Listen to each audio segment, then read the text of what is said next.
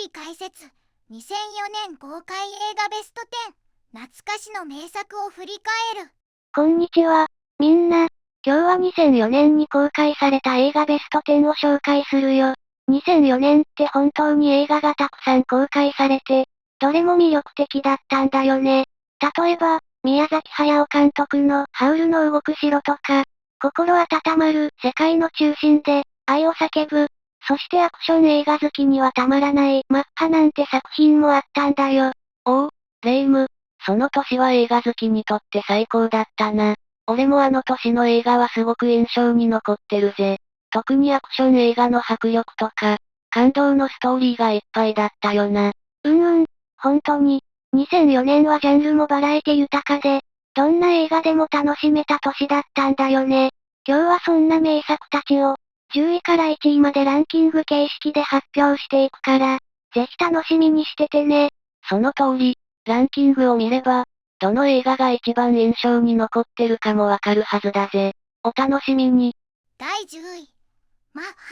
まずはアクション映画の金字塔とも言える作品、マッハだね。これはタイのアクション映画で、主役のテンがムエタイの使い手として、仏像の首を取り戻すために戦うんだよ。ああ、マッハか。この映画、すっごいインパクトあったな。何がすごいって、アクションシーンが全部本物なんだぜ。CG やスタントを使わず、すべてリアルなムエタイで戦ってるんだよな。もうその迫力が凄まじいぜ。日本公開の時のキャッチフレーズも印象的だったよな。CG を使いません、ワイヤーを使いません、スタントマンを使いません、早回しを使いません、最強の格闘技ムエタイを使いますって言ってたんだ。それって本当にすごい。普通なら CG とかワイヤーでごまかしちゃいそうだけど、この映画は全てリアルにこだわって作られているんだね。それでいて、ムエタイの本格的な技を使ったアクションシーンが見どころなんだ。その通りだぜ。アクション映画としてのリアルさが半端じゃない。特にトニー・ジャーが演じる剣のムエタイは本当に圧巻だ。CG なし、ワイヤーなしでここまで迫力を出せるのは、まさに実力の証だな。すごいね。リアルなアクションだからこそ、見ているこっちもドキドキしちゃうよ。しかも、この映画はジャッキー・チェンの映画へのオマージュがたくさん盛り込まれているらしいんだよ。そうそう。ジャッキー・チェン映画の影響を受けてる部分が多いんだよな。例えば、トゥクトゥクを使ったアクションシーンなんか、まるでジャッキーの映画みたいな感じで笑っちゃうくらい面白いんだぜ。なるほど。それは面白そう。しかも、ストーリーもかなりエキサイティングで、ムエタイを駆使してギャングたちとの壮絶なバトルを繰り広げるんだよね。舞台もタイのバンコクで、ロケ地がまたリアルな雰囲気を出しているんだよ。そうだな。剣が仏像を取り戻すためにバンコクへ向かうっていうシンプルなストーリーだけど、アクションの展開が早くて飽きることがないんだ。映画の後半では、まさに手に汗握る戦いが待ってるぜ。確かに、アクション映画ってどうしてもテンポが大事だもんね。マッハはその点で、全くだれることがなかったって感じ。第9位。天国の本屋、恋秘。この映画はちょっと不思議で感動的なファンタジー映画なんだよね。天国の本屋で働くことになった健太が、死んだピアニスト翔子と出会うところから物語が始まるんだ。そうだな。これ、ただの恋愛映画じゃないんだぜ。ちょっと SF っぽい要素もあって、まるでファンタジーの世界に迷い込んだような感じだったよな。翔子が生前に作ったピアノ組曲を完成させるために健太が協力するんだけど、その背後には深い愛と奇跡が隠されてるんだ。確かにファンタジー要素が強いよね。でも、だからこそ心に響くんだよね。翔子は事故で片耳の聴覚を失って、ピアノが弾けなくなっちゃったんだけど、健太の手助けで、もう一度ピアノを弾こうとするんだよね。その通り。そして、翔子の姪であるかな子が、翔子の死後も花火大会を復活させようと奮闘するんだ。これがまた、映画に温かさを加える重要なポイントなんだよ。花火が打ち上げられるシーンが本当に感動的だぜ。その花火のシーン、すごく印象的だった。それに、かな子が滝本に花火を作らせるために必死に説得するんだけど、途中で彼女がちょっと強引に感じる場面もあったんだよね。でも、あれもかな子の愛情の一部だし、映画ではそれを批判的に描いているわけじゃなくて、むしろ彼女の強い気持ちが伝わってくるからこそ、滝本が花火を作る決意をするんだよな。最終的には、滝本が作った恋する花火が天国の証拠に届くんだ。まさに奇跡のような瞬間だよね。結局、翔子はもう一度会うことなく、この世を去っちゃうけど、翔子と滝本、そして健太の思いが重なって奇跡が起きるんだ。ラストの感動的なシーン、花火が打ち上げられるのと同時に、翔子の作った永遠が演奏されるシーンがまた胸を打つんだよな。あれは涙なしには見られないぜ。本当に心温まる映画だったよ。ファンタジーと現実のバランスが絶妙で、涙が止まらなくなったよね。第8位。今、会いに行きます。この映画、実は市川拓司の小説が原作で、恋愛ファンタジーなんだ。妻美を亡くした夫匠と息子裕二の物語なんだけど、ちょっと不思議な要素が絡んでいるんだよね。この映画は一見、ただのラブストーリーじゃないんだよな。ミオが死んでしまった後、雨の季節に彼女がタイムスリップしてきて、再び匠と裕二の元に戻ってくるんだ。でも、ミオは自分の死を知っている上で、あえて帰ってきたんだよな。そう、ミオは自分の運命を知っていて、それでも再び匠と一緒に過ごすために帰ってきたんだよね。その6週間だけの幸せがとっても切なくて、でもすごく温かいんだ。匠も裕二も、ミオとの再会を喜びながらも、やっぱり心のどこかでその運命を受け入れなければいけないって思っているんだよな。それが映画の中でどう描かれるかが、またこの映画の大きなポイントなんだ。本当に、匠がミオの過去の日記を読んで、彼女が帰ってきた理由を知るシーンとか、涙なしでは見られないよね。特にラストシーン、ミオが再び消えてしまう瞬間、心が締め付けられるようだった。そのラストシーンがまた衝撃的で、ミオの最後のプレゼントである誕生日ケーキが届くところが、さらに切なくて心に残るんだよな。大人になったユージがそのケーキを受け取って、父親と一緒に過ごした日々を大切に思い出すんだ。あのケーキ、すごく象徴的だったよね。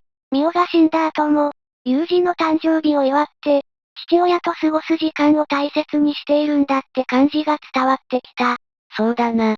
今、会いに行きますはファンタジー要素があって、普通の恋愛映画とは違うんだよ。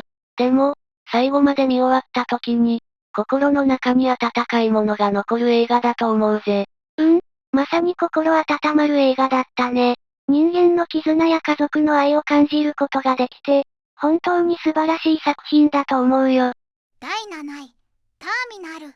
この映画は、空港という限られた場所を舞台に、主人公がどんな困難にも立ち向かう姿を描いているんだ。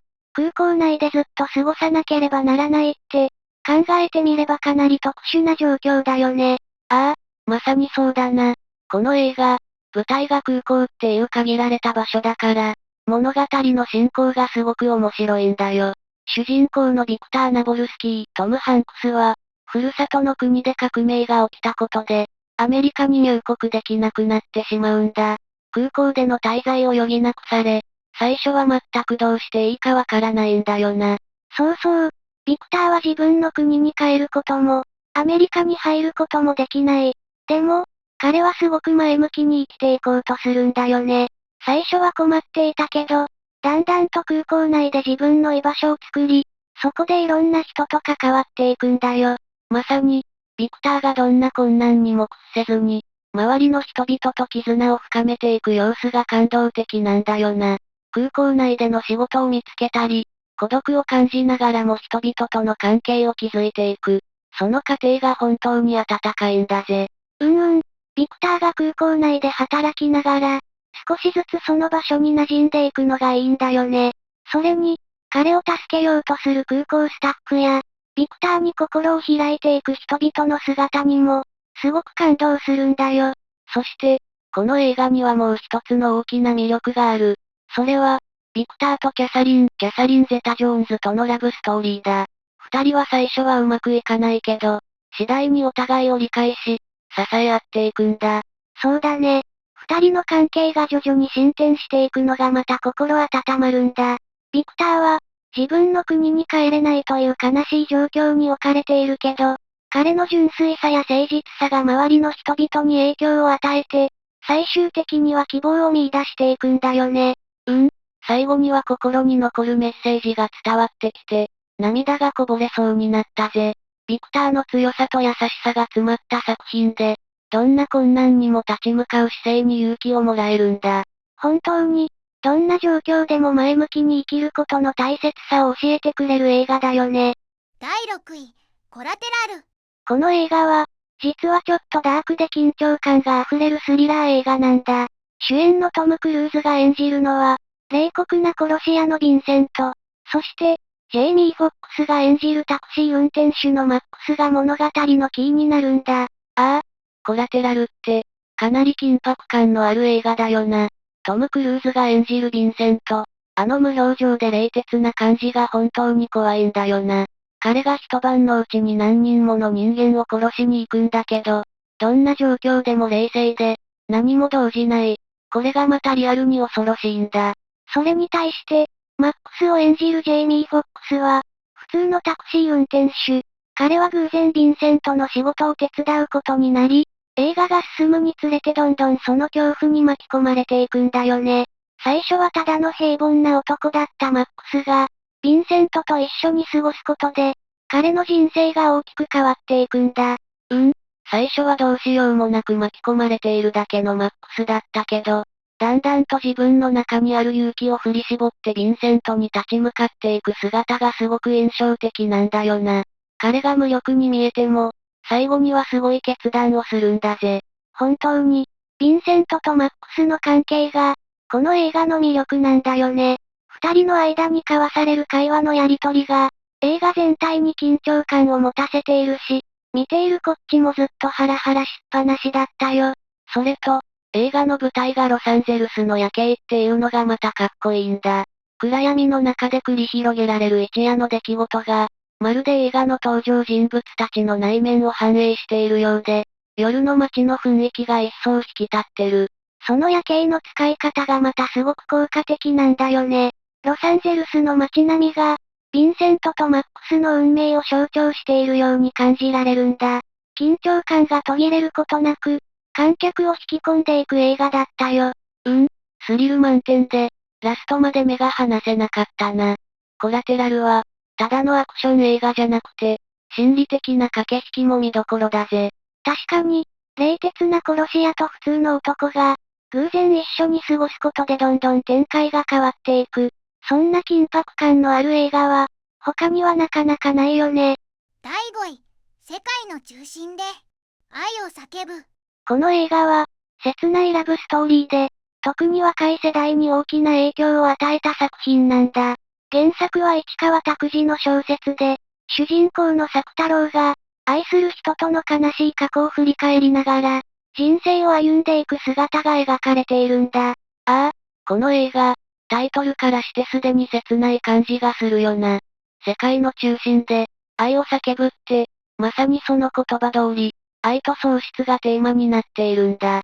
恋愛映画としては、かなり深いテーマを扱っているんだよな。特にこの映画が心に残るのは、主人公の作太郎と彼の恋人秋との関係だよね。彼らの愛は本当に純粋で、でも秋が病気で亡くなってしまうという切ない運命が待っているんだ。そうだな。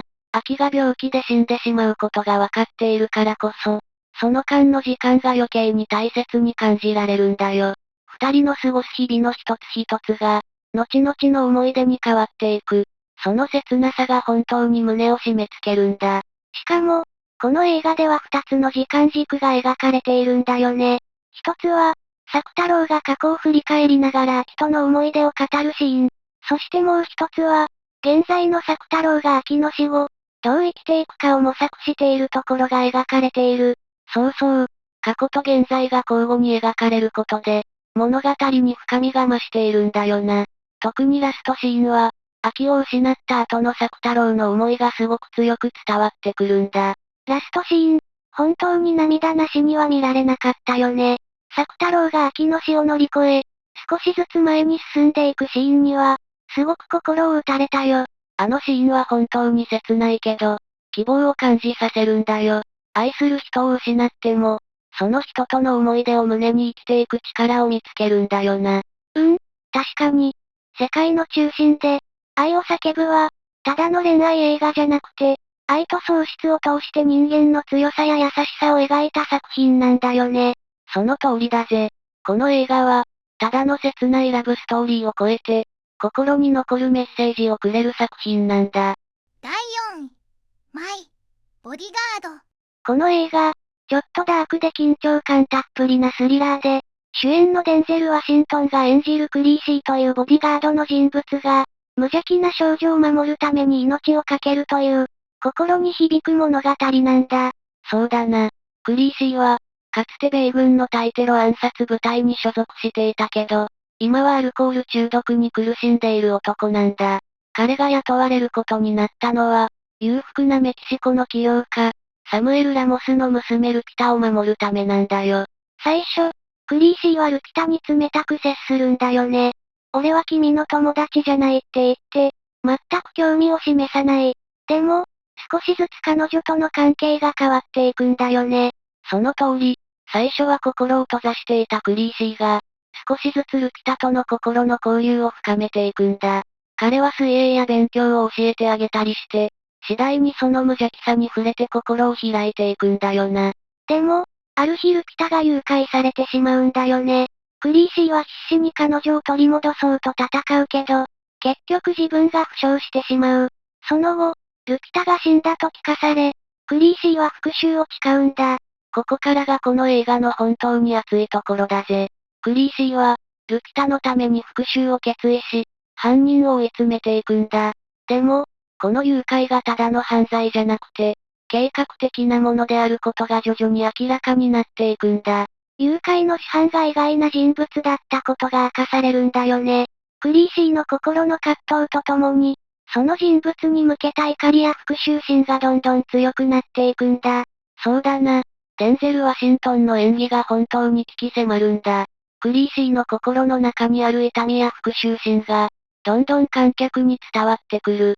彼のキャラクターが深いからこそ、この映画のサスペンスがさらに引き立っているんだ。本当に、心に傷を負った男が無邪気な少女を守ろうとする姿が、すごく印象的で胸に響くよね。この映画は、ただの復讐劇じゃなくて、人間としての成長や感情の変化も描かれているんだ。その通りだぜ。この映画は、クリーシーとルピタの関係、そして復讐の過程をサスペンスフルに描きながらも、心の奥深くに残るものを感じさせる作品だよ。確かに。マイボディガードは、復讐だけでなく、人間ドラマや感情の変化にもしっかり焦点を当てている映画だね。第3位、デイ、アフター、トゥモロー。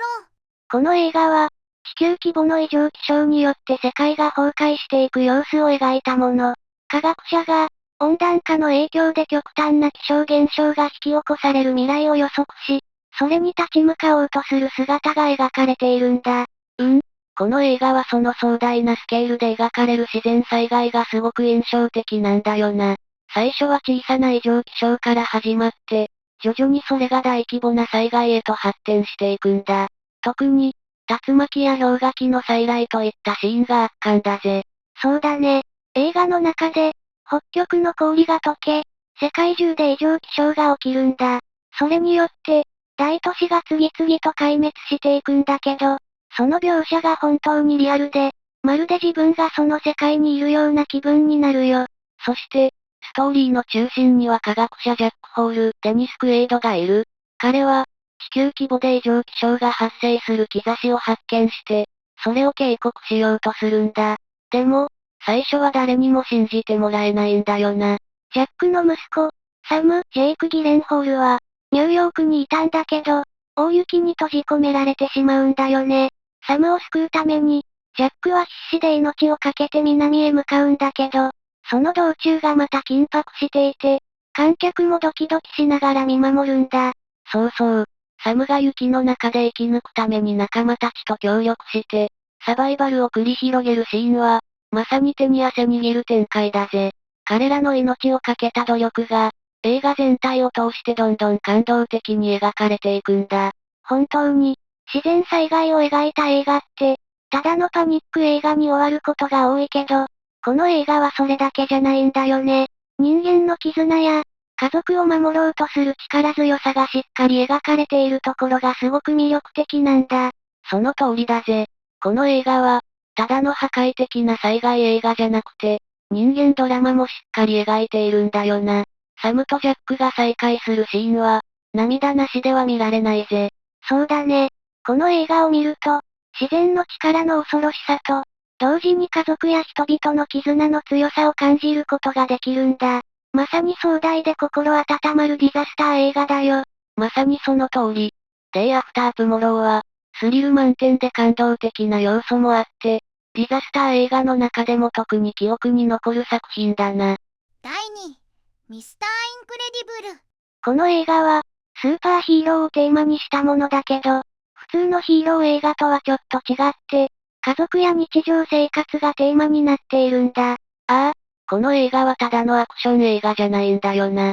主人公のボブ・パー、ミスター・インクレディブルは、かつてはスーパーヒーローとして活躍していたけど、今は政府の命令で引退して、普通のサラリーマンとして生活しているんだ。そうそう。ボブは普通の家庭人として過ごす日々に不満を抱えているんだ。彼は、もっと活躍したいという欲求を抱えているけど、家族のためにその思いを抑えている。でも、ある日、スーパーヒーローとして再び活躍するチャンスが訪れるんだよね。それが映画の大きな転機だな。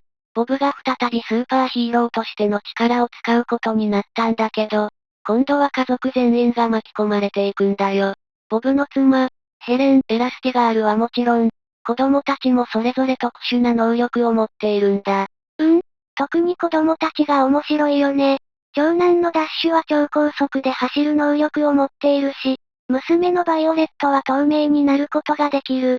それぞれの能力が家族を守るためにどう役立つかが、物語を面白くしているんだよね。家族全員が協力して戦うっていうテーマが、この映画の大きな魅力だな。特に、ボブとヘレンが夫婦としてもヒーローとしても協力していくシーンが感動的なんだよ。そうだね。家族の絆がテーマになっている部分が、本当に心温まるよ。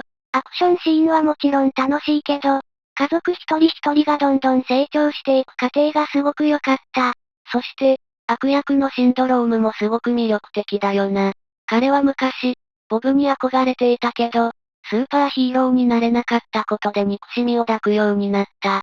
彼の個性的なキャラクターも、この映画を一層面白くしているんだ。確かに、シンドロームの背景がしっかり描かれていることで、ただの悪役じゃなくて、彼の思いも理解できるようになっているんだよね。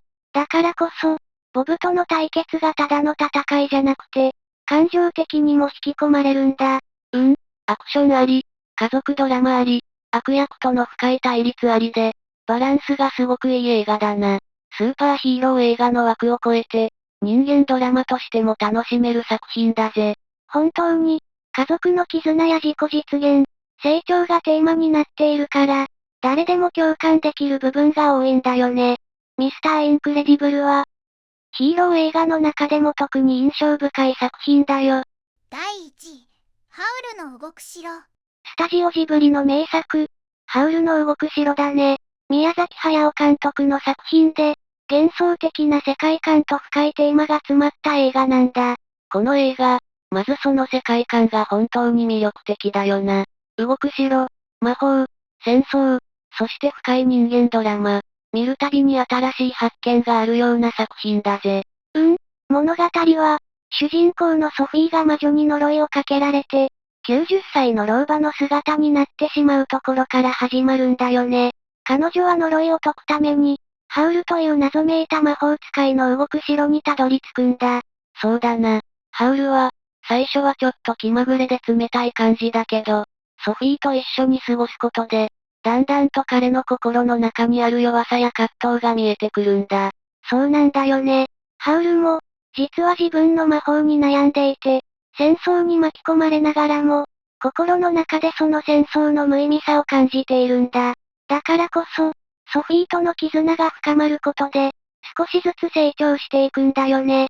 その通り、戦争の無意味さがテーマになっていて、戦闘シーンだけじゃなく、登場人物たちの心情の変化が描かれているところが、この映画の深いところだよな。ソフィーとハウルの関係も、最初は不安定だったけど、お互いに支え合って成長していくんだ。その成長がすごく感動的だよね。ソフィーは、自分が老婆になったことで外見に悩んだりもするけど、ハウルとの交流を通じて、自分を受け入れ、強くなっていくんだ。また、この映画のすごいところは、ただの恋愛物語や冒険映画じゃない点だな。ソフィーとハウルの関係を描きながらも、戦争や自己犠牲、そして人間の持つ弱さと強さが深く掘り下げられているんだよ。本当にその通り。そして、何よりジブリらしい美しいアニメーションが、物語をさらに引き立てているよね。動く城のデザインや、空を飛ぶシーン、魔法の使い方がどれも美しくて、視覚的にも楽しめるんだ。特に空を飛ぶシーンや、魔法のエフェクトがすごく印象的だよな。どれも細部までこだわって作られていて、見ているこっちもまるで魔法の世界に引き込まれるような気持ちになるんだ。そうだね。ハウルの動く城は、ただのファンタジー映画じゃなくて、深いテーマが込められていて、何度見ても新しい気づきがある作品だよね。戦争の悲しさや人間の成長、そして愛の力が描かれていて、見るたびに心に残るんだ。その通りだぜ。ハウルの動く城は、アニメ映画の枠を超えて、まさに映画の歴史に名を刻む名作だな。総評またはまとめ。さて、2004年に公開された映画たちを振り返ってきたけど、どの作品も本当に個性的で、それぞれの魅力が際立っていたよね。本当に2004年は映画のバラエティが豊かだったな。マッハのようなアクション満載の映画から、深いテーマを扱ったハウルの動く城まで、どれも見応えたっぷりだったぜ。特に、どの映画もただのエンターテイメントにとどまらず、何かしらメッセージやテーマが込められていて、見た後に考えさせられる部分があったよね。その通りだぜ。映画はただ楽しむだけじゃなくて、何かを学んだり、感動したりするものだよな。2004年に公開された映画たちは、その全てがしっかりと心に残る作品だったと思うぜ。最後までご視聴いただきありがとうございました。これからも役立つ情報をお届けいたしますので、チャンネル登録と高評価をよろしくお願いします。コメント欄でご意見や質問もお待ちしています。それではまた次回お会いしましょう。バイバイ。今日も一日良い日で、またね。